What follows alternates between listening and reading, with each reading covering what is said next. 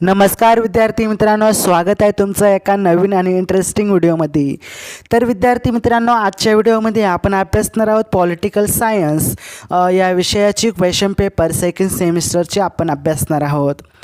परंतु विद्यार्थी मित्रांनो, तत्पूर्वी आपण जर या चॅनलवरती नवीन असाल तर नक्कीच चॅनल सबस्क्राईब करा आणि बाजूचे बेल आयकॉन देखील प्रेस करा, जेणेकरून मी जेव्हा पण नवीन व्हिडिओ अपलोड करेल त्याची नोटिफिकेशन सर्वात अगोदर तुम्हाला येईल व तो व्हिडिओ तुम्ही पाहू शकता। तर विद्यार्थी मित्रांनो, कोणताही वेळ वाया न घालवता आजच्या व्हिडिओला आपण सुरू करूयात। तर पहा विद्यार्थी मित्रांनो, FYBA सेकंड सेमिस्टरची क्वेश्चन पेपर आहे पॉलिटिकल सायन्स या अशा आपल्या प्रश्नपत्रिकेचं नाव असणार आहे G1 introduction to Indian constitution second semester. तर या पेपरसाठी वेळ असणार आहे विद्यार्थी मित्रांनो 2.5 तासाचा, त्याचबरोबर 70 मार्काचा हा पेपर आहे आणि काही सूचना दिलेल्या आहेत त्या आपण पाहूयात। पहिली सूचना आहे, सर्व प्रश्न सोडविणे आवश्यक आहेत। दुसरं आहे, उजवीकडील जे काही अंक तुम्हाला दिसत आहेत ते गुण दर्शवितात। तर चला प्रश्न क्रमांक पहिला आपण अभ्यासूयात विद्यार्थी मित्रांनो। प्रश्न क्रमांक पहिला आपण पाहू शकता, थोडक्यात उत्तरे लिहा।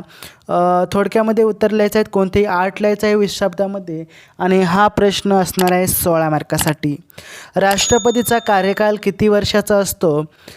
सिंपल प्रश्न उत्तर आहेत विद्यार्थी मित्रांनो। या प्रश्नपत्रिकेची उत्तरं देखील आपल्याला मिळून जातील। संसदेचे 2 सभागृहाची नावे सांगा। गणसंख्या म्हणजे काय? विधान परिषद अस्तित्वात असणाऱ्या कोणत्याही 2 घटक राज्यांची नावे सांगा। विधानसभा सदस्यत्वासाठी किमान वयोमर्यादा किती असावी?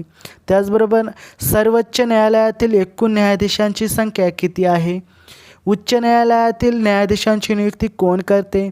जनहित याचिका म्हणजे काय आहे?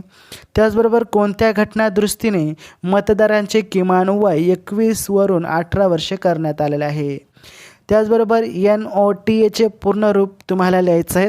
असे एकूण 10 प्रश्न आहेत। 10 पैकी तुम्हाला 8 प्रश्नांची उत्तरे लिहायची आहेत ॲक्युरेट, आणि हा प्रश्न असणार आहे 20 मार्कासाठी। तर चला प्रश्न क्रमांक 2 अभ्यासूयात। तर पहा विद्यार्थी मित्रांनो, प्रश्न क्रमांक 2 हा देखील 16 मार्कासाठी असणार आहे। 50 शब्दात उत्तरे लिहायची आहेत, कोणतेही 4 लिहायचे आहेत। राज्यसभेचे अध्यक्ष, धनविधेयक, आणि क आहे राज्यपालांचे कार्यकारी अधिकारी, न्यायालयीन पुनर्विलोकन आणि उच्च न्यायालयाची रचना, निवडणूक आयोगाची रचना, असे तुम्हाला स्पष्ट करायचं आहे। त्याचप्रमाणे प्रश्न क्रमांक 3 काही आपण जाऊयात। 100 शब्दामध्ये उत्तर लिहायचं आहे, कोणतेही 3 लिहायचं आहे। हा प्रश्न 18 मार्कासाठी आहे विद्यार्थी मित्रांनो। प्रश्न क्रमांक 3, लोकसभेची रचना इथे तुम्हाला सांगायला सांगितलं आहे, स्पष्ट करायला सांगितलं आहे। त्याचप्रमाणे मुख्यमंत्रीची जे कार्य आहे ते तुम्हाला इथे लिहायचे आहेत, आणि दुसरं म्हणजे न्यायालयीन सक्रियता स्पष्ट करायची आहे।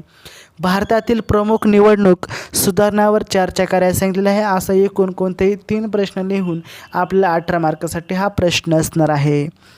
तर प्रश्न क्रमांक 4 म्हणजे शेवटचा प्रश्न आहे, हा 20 मार्कासाठी, कोणते 2 लिहायचे आहेत। 1 प्रश्न हा 10 मार्कासाठी असणार आहे। म्हणजेच विद्यार्थी मित्रांनो, इथं सांगण्याचं तात्पर्य एकच आहे की शेवटचा प्रश्न क्रमांक जो 4 आहे तो IMP प्रश्न असणार आहे, ब्रॉड क्वेश्चन असणार आहे। कोणताही प्रश्न 10 मार्कासाठी एक विचारला जातो, त्यामुळे हे IMP प्रश्न आहेत। संसदेचे अधिकार व त्याचे कार्य स्पष्ट करायला सांगितलेलं आहे।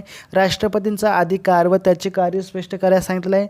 भारतीय निवडणूक आयोगाचे कार्य सांगायला सांगितलेलं आहे। अशा प्रकारे शेवटचा प्रश्न आहे प्रश्न क्रमांक 4 हा IMP प्रश्न आपला ठरला आहे। तर विद्यार्थी मित्रांनो, कोणताही तुम्हाला प्रॉब्लेम असेल तर कमेंट बॉक्समध्ये जरूर सांगा, मी त्याविषयी तुम्हाला नक्की रिप्लाय देण्याचा प्रयत्न करेल। आणि विद्यार्थी मित्रांनो, असेच काही नवीन व्हिडिओ आपल्या चॅनलवरती एज्युकेशनच्या रिलेटेड येत असतात, त्यामुळे नक्की चॅनल सबस्क्राईब करा आणि बाजूचे बेल आयकॉन देखील प्रेस करा। तर विद्यार्थी मित्रांनो, भेटूया आपण पुढच्या व्हिडिओमध्ये। तोपर्यंत जय हिंद, जय महाराष्ट्र, वंदे मातरम।